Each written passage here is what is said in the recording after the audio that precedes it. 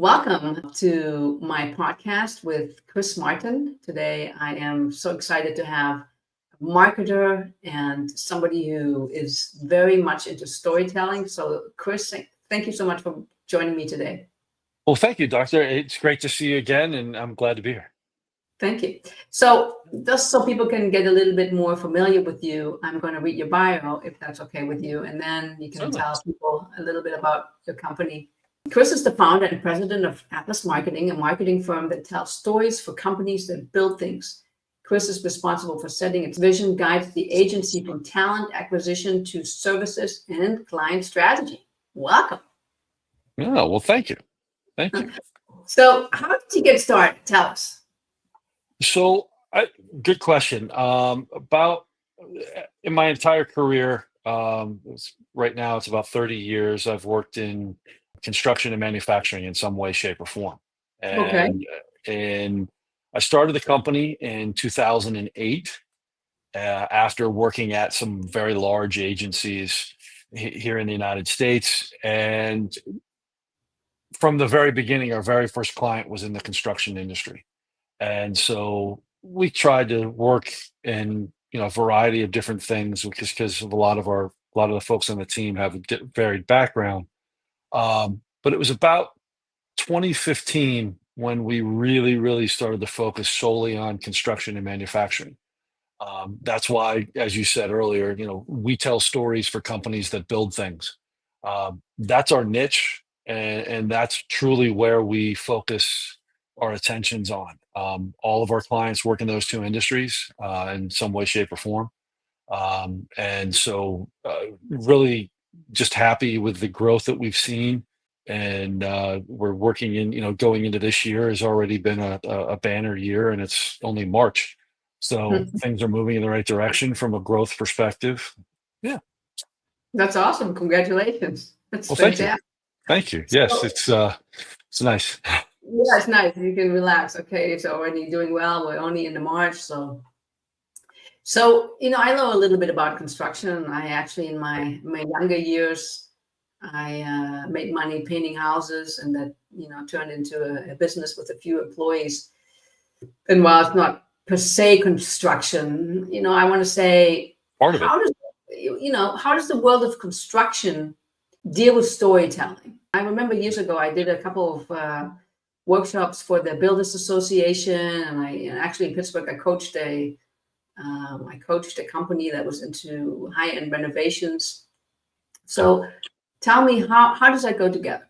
100% of the time when we meet with somebody, one of the very first things that we notice about a company, especially in the construction industry, is everybody says the same thing. Right. And, that is we're safe, we're on time, and we're under budget. And hey, that's fantastic. But my response to that is, what makes you different? Because if Mhm. everybody, if and we mainly work in commercial construction, but Okay. say the same thing to commercial contractors or people in that industry. If there's 10 companies bidding on a project and everybody's saying the exact same thing, how do you think the decision makers are going to make a decision? And as you can guess, it becomes price. And Right. so now no one can really compete on price because things are fluctuating constantly within the industry. So the way that we tell people to kind of look at things is, let's start telling your story that focuses on the values that you provide, not your core values, but what is the true expertise that sets you apart within the marketplace. And once we start going down that process and understanding, hey, here's what really makes this company different. Maybe it's the schedule. They're really good at staying close on the schedule, or their estimation department is so strong, or we've got great experience within healthcare, or so whatever it is. The intent is to really try to focus on that value proposition, and Mhm. and I think that approach um, not only is well received within the construction industry, but quite honestly, it's applicable to any industry. Right. If you're trying to swim in the school of fish, that's one thing. But if you're trying to stand out, you need to figure out what that story is, and that's where we really try to focus our attentions on it for our clients, and helping people understand that there's more to that, because ultimately, our main focus is, once we establish the story and we understand those value propositions, now it's our job as marketers to help people make a decision, and ultimately that decision is, I want to work with this firm. Let's take a quick break. I want to remind you that if you're interested in learning more about neuro emotional coaching or kinesiology, if you would like to have a taste, find out what it could do for you or your business, your family, please look at the show notes. There's a link for a 30-minute free introductory meeting, and we can explore it. You can look at what is holding you back, what are your dreams, what is it that you always wanted to achieve. Don't be shy, sign up. Now, let's get back to the show. Do you get much into the sales process as part of the marketing, or is that really it's a whole Uh, separate it thing? it is. I hate to do this because it's such a cliche, but it marketing, business development, and sales, especially in construction and manufacturing, is so integral to each other. If we're working with a client right now where we're actually interviewing the sales team to understand what it is that what they see from their perspectives, because they're really the front line. So we definitely are focused on supporting sales throughout that process, again, so that people can make a decision and go from there. Right. No, that's really smart, because I think, all those sort of three departments are kissing cousins, and if their Mhm. story doesn't line up or they don't work well together, then it's hard, because Yeah, what you are representing out there is needs to be the same. It needs to be in alignment.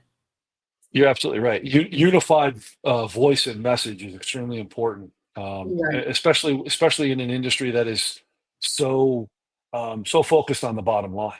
And I'm Yeah. sure you see it too. With your clients, the fact that you've got to help them understand that there is a differentiating factor here, and that's the key. Yeah, totally. I mean, coaching is one of those. I mean, whether you look at the coaching industry or whether I look at my clients, coaching is still one of those hard to justify. Why are you bringing an executive coach in, because it doesn't necessarily immediately show up at the bottom line. Right. There's a few layers in between, where if you're probably helping a construction company market themselves, and you can probably see it faster in their how many leads are coming in, and if their Hmm. sales cycle is shorter, or if their closing rate is better. So Yeah.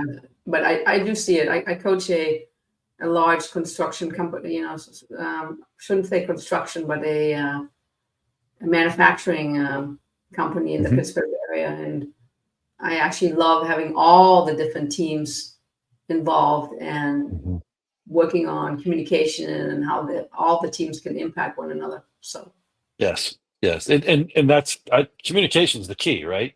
I mean, whether you're in marketing, sales, finance, whatever it is. If the folks don't understand what's going on, I think that's critical to any success of any business or anything that you're doing.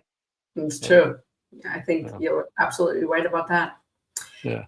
Let's talk about, a little bit inspiration, and what do you do? So I'm going to ask this in two ways.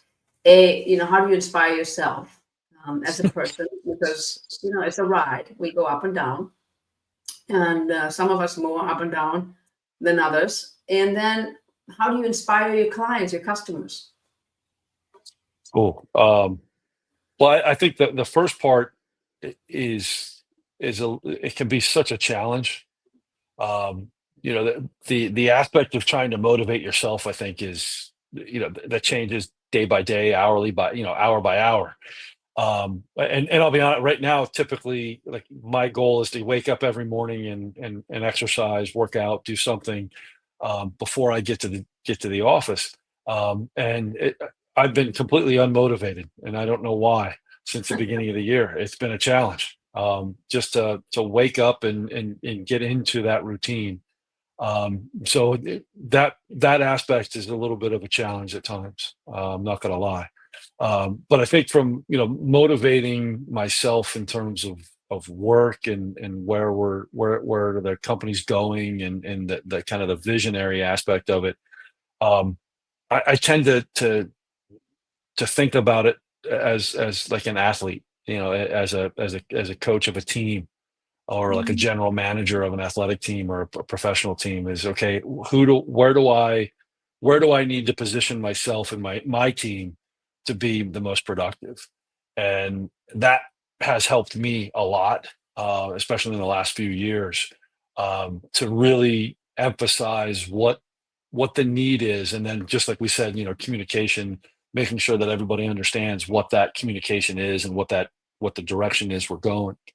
um, Clients, it can be a little bit of a challenge, as you're aware. Things that you're not aware of or completely out of your control, um, that you have to react to in this position, can be sometimes a little frustrating. And again, we work in construction and manufacturing, and things happen. You know, um, y- we have clients that will say to us, "Look, we're not going to be able to respond for another couple weeks because we are working on a specific project," or something. Okay, great. And so we have to respond to that. But I think motivating clients ultimately comes down to when we start to see results, and Mhm. that really starts to capture everybody's attention, because I think that's kind of that adrenaline rush, or runner's high, if you will, to get to that point. Like, okay, now we want some more success, we want to keep things moving. And most of our clients too, we're dealing with the owners of the company, so they like to see that return, or the data that's saying, hey, things are moving in the right direction. So I think the motivation comes from an internal perspective. It's trying to see the whole picture, and then for the client, it's trying to micromanage and kind of get to more of the smaller details so that they can see the progression. Um, uh, you know, just because simply, mm, there's a reason people hire us, right? They don't think the way we do. They can't do the things that we do. Likewise for you. And so keeping them on track in that regard that's always a challenge. It is a challenge. I think people are mostly or mainly hire me because they're stuck. You know, Yeah. they dealing with what you just described a little bit ago. Hey, I'm not exercising anymore, and I don't know why. Or I'm doing all the right things, and my company is not making the kind of money that I think the company should make. And then I come and take my little surgery kit, and we take a look and see what's going on. Why is that? Why is that? Because there's always a reason Right. for why we're not doing something.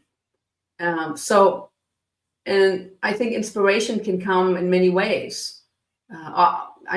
Oftentimes it is because of amazing results, because that Right. inspires us. But I don't know that it's always enough.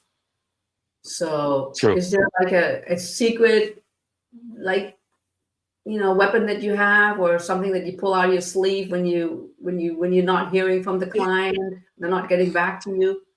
There are definitely some we'll call best practices. And definitely, looking at ways that we could encourage someone to respond. Typically, the first thing is, we can't progress until we hear from you because we need your approval. Right.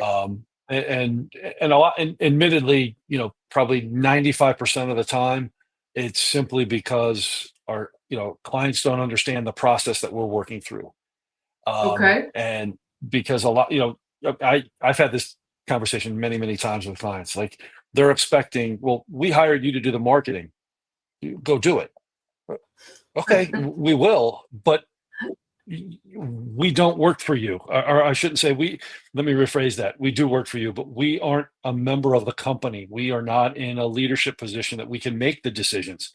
So we need some some direction, and we need some, approvals in that process. But once they understand that, it becomes, oh, okay, you're not asking us to look at something because you don't have confidence in what you're doing. You are asking us to make sure that we're aligned, and I think clarity and alignment is a big part of that. Um, Right. and I just think, again, it comes down to communication. Um, Yeah. you know, explaining, hey, look, we've taken this as far as we feel we can do it right now. Um, but we need some input because we're building this on your behalf, right? Like a website. A lot of the times people will look at it and go, well, just go ahead, just go build a Good. website.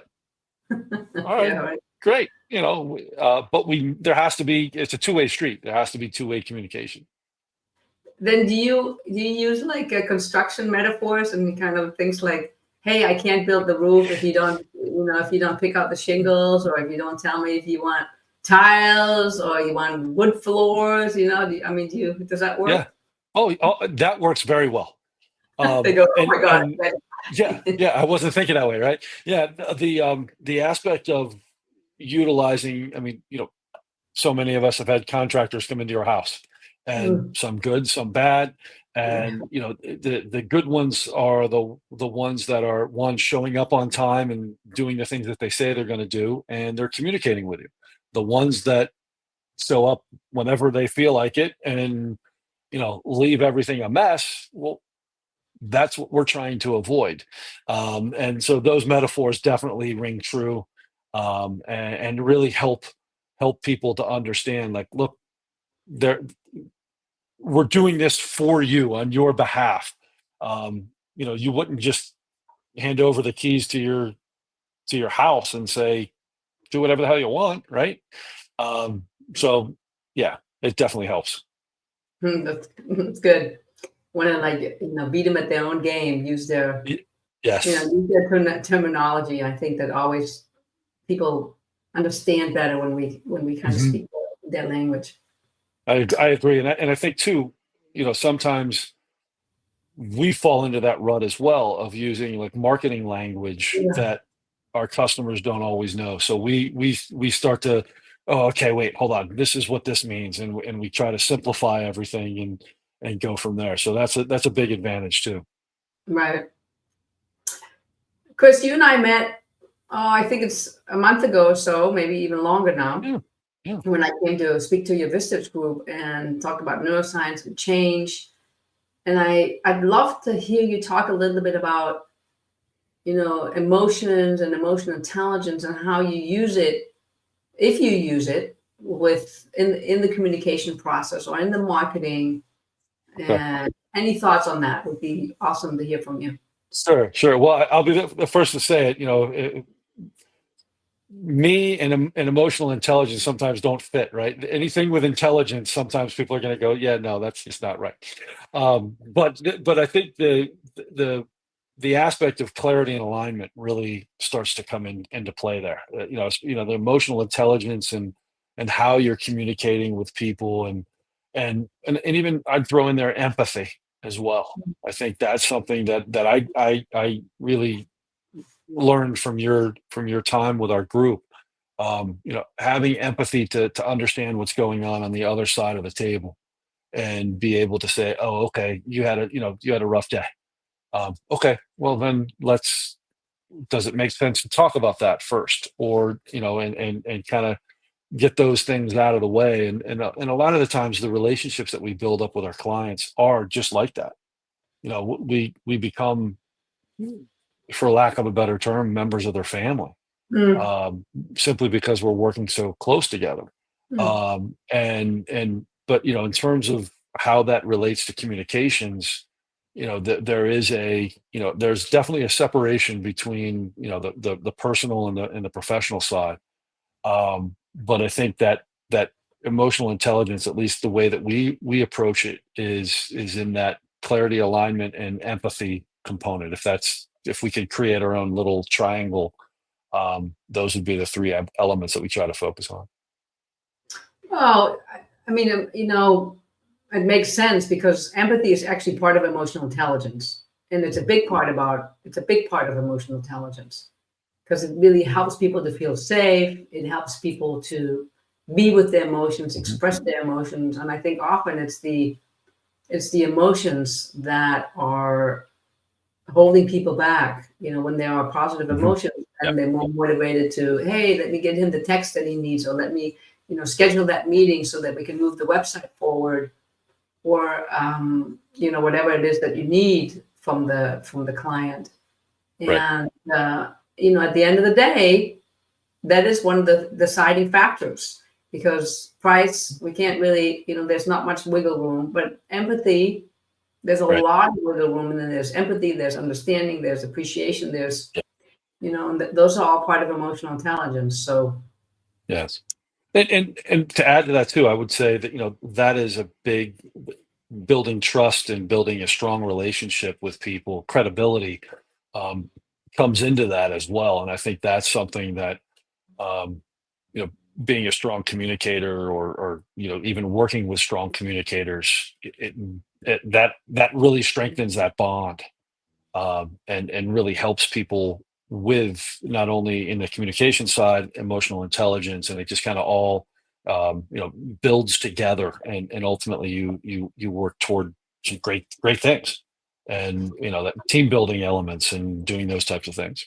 absolutely. Yeah. What comes to mind is I was recently helping somebody who's in a similar business like yourself, Mhm. and also working with a manufacturing company.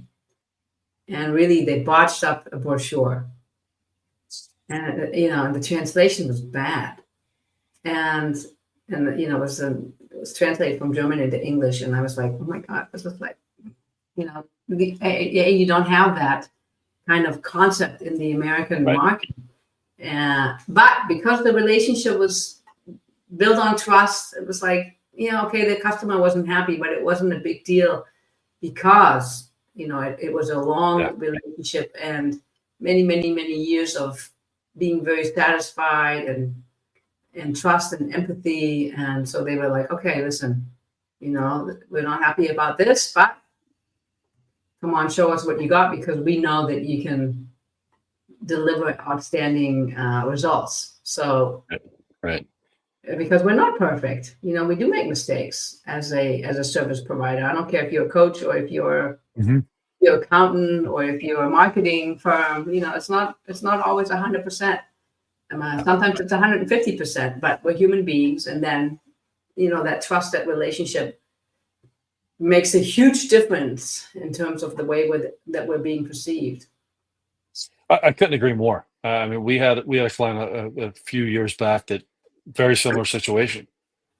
We had a couple misspellings, on a printed brochure. And as soon as and as soon as we found it, I called up the client. I said, "Hey, we just realized there's some mistakes. We're going to take care of it." And well, just send me the bill. I'm like, "No, you're not getting the bill. We made the mistake. We're going to take care of that." Um, and it's, I think part of that aspect of building trust and credibility also is owning when you make a mistake, and owning up to it and saying, "Hey, look, we made an error," and thankfully that was that was probably about 11 or 12 years ago. But the reality of it is that that story still rings true with people on my team. Like, that's one of the very first things that we tell everybody when they join us is, look, this happened several, years ago, but this is how we solved it. And the client was, worked with us for 10 years after that. So, like, that aspect of really trying to establish credibility and trust, and build that relationship is vital to anything that we will ever do in terms of our business, and what we're here to do, in my opinion. No, you're right. I mean, I always tell everybody I screw up regularly. You're fine to screw up as a client. What really matters is the relationship, Yeah. and what we're focusing on, because I don't have the expectation that it needs to be perfect. I do strive for excellence, do my best, and I screw up, and then I just raise my hand and I apologize, and Yeah. and we move on. So it's very important that there is that accountability and the responsibility and I authenticity agree. in the Yeah. communication. Yes. Yeah, I agree. Something, Authenticity, I think, is spot on. I mean, yeah, if you're not authentic with yourself or with your team or with your clients, what are you going to do? exactly. So Yeah. don't tell me, and people can usually read through your BS anyway. So Right. Right. Yeah. it's nice. So Yeah. just give it to me straight. Yes. Um, Yeah. I want to ask you about a time in your life, if you would be willing to share, where just had a big challenge, or you're like maybe you lost a customer, or you're like we're on the topic of messing up. So anything that you want to share, and how did you get yourself from one side to the other? Right. So that's a great question, and I think you could probably have an entire podcast around that, right? And move on, which is why we're talking, right? Mhm. But I started the company in 2008, and in 2009 in the United States was a Oh, bad. very bad recession. um, and you know, fresh out of the blocks, not really knowing much. I was very fortunate when we started to have a very sizable account, and that was our right out of the block, to have something that was about a half $500,000 Wow. was pretty amazing. And Yeah. so client and I had a really good relationship. It was probably like around August or September of that year, and he calls and he says, look, things aren't looking good economically, so our contract, we really like everything you're doing. It's fantastic. We're really happy, but we just can't make the commitment for another year at this point in time. Um, and being naive, I'm like, oh, okay, all right, well, we'll figure something out. Something else, another $500,000 client will come along tomorrow, right? Well, that didn't happen. And it took us till about 2010 till we finally got our feet back up, and we're able to replace that business.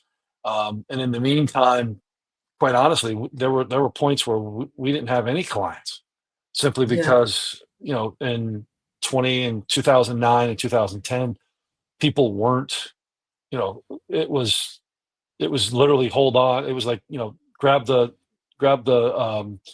life vest and let's just hold on and make it through the storm. Right. But through that process, though, I learned a lot, not only about myself, but what is needed, and how to, just like we were just talking about, how to build relationships so that, um, should that happen, in the future, it wouldn't be as catastrophic. And there was, I'd say, about 45 days, where I didn't think the company was going to survive. And it was a lot of sleepless nights, and a lot of agony over, oh, how are we going to do this? And at the time, my children were very young, Wow. and Scary. and so yeah, it was a scary time, admittedly, but I was very fortunate. And things started to turn around, and now, I mean, that was at the time it was myself and another employee, and now we've come through that. We've come through COVID, and as a result of that experience, COVID was probably it really was an easy thing to respond to, because we had already been through it. And through COVID, we actually doubled in size and revenue, and now we're at the point where we're going to double again. Wow. So it's, yeah, it was one of those times where you're like, oh, how are we going to do this? What's going to happen? It was very, very painful, but at the same time, to learn from it, and adjust. And that was the moment when I saw, my favorite quote of all time is from Winston Churchill. And when you're going through hell, keep I going. know that. I And know. I have it sitting on my desk right over here, to be honest. But it is so true. Just things will happen. But that was a very, very challenging time. I hear you. I went through something very similar.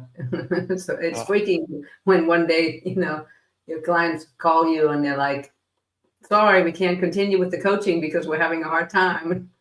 I yeah, think I lost 70% of my business within a week or so. And it was hard. I was prepared though. Like a good German business I had, I put money aside. And yeah, my parents my great grandparents started the business, about 100 years ago. And so I grew up with this talk around, business around the dinner table, lunch. It was always about business. The olden days, my dad was the CEO. He would still come home for lunch and he would talk right, about what's going on in the company. And so they were always talking about putting money aside, for the bad days, for when the business wasn't going so well. And because they were in the printing business, it was like 95% or 90% was salaries. So there wasn't a big margin right, really of revenue. yeah, And so as soon as I started my business, as soon as I had, could afford it, I would put some money aside. And that year was horrible, 2009. I think I made little to none. It, thankfully, thankfully for us, we had enough revenue from just one client that Yeah, I was putting a lot away, and that's um, good. took the same approach. Like, you need to be prepared for anything, and man, when it comes, it literally, I mean, you can feel it in your heart. Like, oh, where are we going to go now? What are we going to do? Exactly, exactly. Yeah, yeah, So yeah, I get it. yeah, Well, thanks yeah. for That was sharing not that. fun. No, that wasn't fun, but we lived through it. You lived through it. Hmm. I probably on a much smaller scale, but still, it doesn't really matter if you want to keep the lights on in your house and you want to feed your kids. Yeah, and that's why I always say being an entrepreneur is not for everybody. Yeah, and it's sometimes No, can be really tough.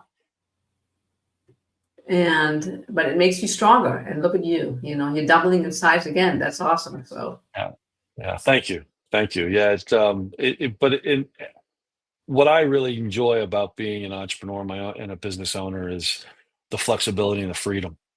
mm, As we go through this, having worked at large agencies beforehand, you meet people and you're kind of like, yeah, I just don't like this person, but I have to work on the account. Now as the owner, I have the flexibility and the freedom to say, we really don't want to work with you, and so it's a nice feeling to be able to have that. I don't feel like I have to work, for everything, and keep what's the word, making other people happy. I need to make myself happy, and make my family happy, and my team. Admittedly, make my team happy, but um, it's definitely an eye-opening experience when you're the one making those decisions. Like, you know what? No, we're not gonna hurt ourselves for this. yeah, that's amazing that you can do that and that you're willing to stay true to that because there's a lot of entrepreneurs, they just, my God, I need to stay afloat. So I'm going to be working with the customers that I don't want to work with. Yeah. And initially, I'm honest, I also felt a little bit that way because I started and partially I wasn't really Mhm. sure who I wanted to work with. And so, maybe I worked with some people that wasn't perfect. I mean, not that the coaching wasn't perfect, but wasn't necessarily my Fit. need. What I want, Right. the what I wanted to work on. And so as we mature and Mhm. our confidence matures, that's a wonderful thing to do to say, well, there might be somebody else that can actually do a better job for you. Right. So why don't you Right. explore that with another marketing firm or Yeah. with another coach? Right. Right. Exactly. And I think when we made our shift to focus solely on construction and manufacturing, that not only gave me the confidence and started to see that, hey, we've got a really good story to tell to these industries. Um, eh, but it also gives you the confidence to say, hey, I know there's other things available to us and another opportunity. And so it is, it is a great confidence booster. It's a great opportunity to think, and it gives us that kind of that guiding post, to as to when we make decisions, should we pursue this or not?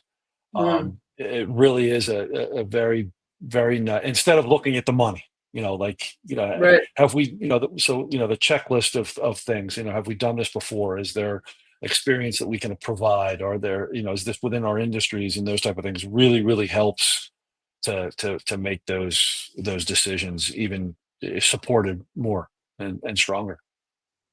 I bet it does. Yeah. So we're about to be finished, at least for today. Are there, I mean, we've already talked about your favorite quote. Is there anything that you want to leave people with? Any secrets? Any, That's anything? a good.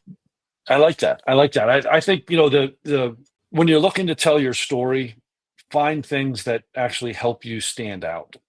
Mm, And if that's the guiding light to what you're trying to accomplish, then you'll have a solid story instead of a story that you think is going to resonate. Look at it differently and try to find what actually makes you stand out in the industry or in the marketplace. Why are people hiring you? What are people expecting of you, and what makes you different? well said. Well, thank you. Yeah. So Thank you. don't be afraid to shine the light on you and tell people why you're awesome and what awesome things that you can do for people. Really. True. Yeah. Yeah. Well, thank you for that. That's boosted my day. I appreciate it. Yeah. Yeah. Thank you, Chris, for coming on. We're going to Thank have you. all the information in the show notes, how people can reach you if they're interested, if Great. they're a construction company that's listening.